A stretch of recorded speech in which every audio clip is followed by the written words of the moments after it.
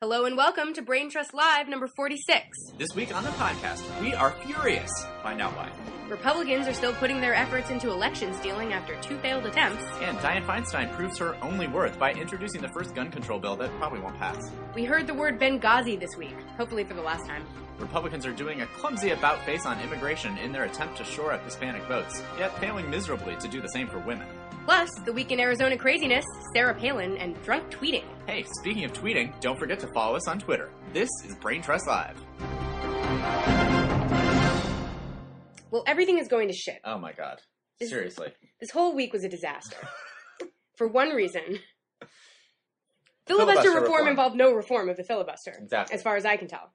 No, nobody. It's like they came to this bipartisan agreement and like made up some new rules that, so far as anyone can glean, don't are not going to fix the change problem. anything. No, it's you can still do a silent filibuster, and the majority party still has to have 60 votes to be able to get anything passed. So why do I care if a cloture vote has to follow 4 hours instead of 30 hours? Right. And they also caved to Republicans because they're going to let them offer more amendments before they actually.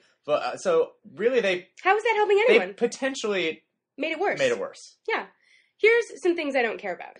I know they're wasting a lot of time in the Senate waiting for cloture votes. I get that that's probably boring for senators and that they don't get through much legislation. It's hard to get through legislation anyway when no one's voting on it. Exactly. So I don't give a shit how long they wait on cloture votes. Right. If they're sitting around bored in their offices at midnight, I couldn't care less. Things I care about? Votes coming to the floor. Like bills coming to the floor to be voted on. Once you're not voting on it, you're infinitely waiting for it. Exactly. So whether you have to wait a few days or whether you just, never vote on it, I mean, it's like... I would makes rather, no difference. I feel like I would rather have to have them vote on it than...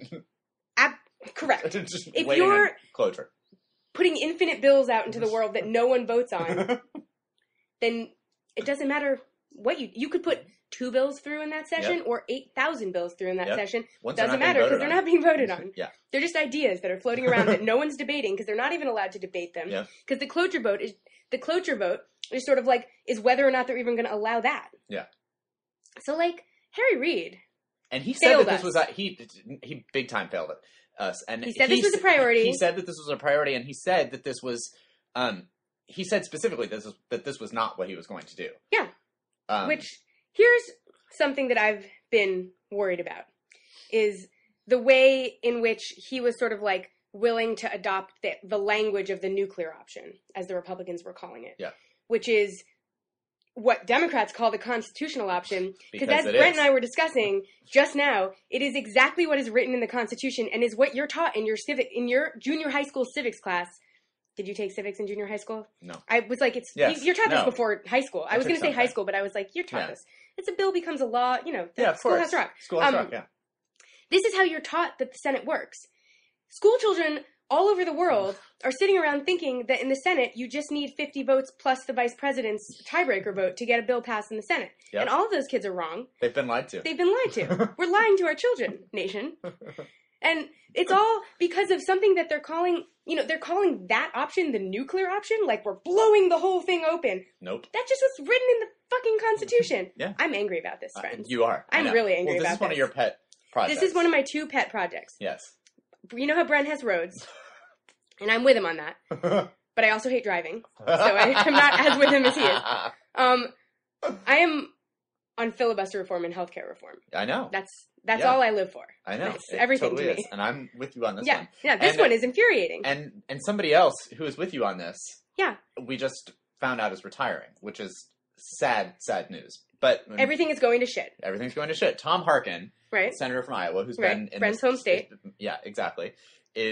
Said that she's an actual good guy. Yeah, exactly. But he sort of was really one of the leaders on filibuster reform, and he's not happy about it because he had said they interviewed him after this, and he was really sort of like with Jeff Merkley and those guys who were like sort of like actually trying to end the silent filibuster, and he was quoted as saying he said. But he said, does it help a little bit? Anything helps around here, but it will provide a system where people can filibuster and they don't even have to show up.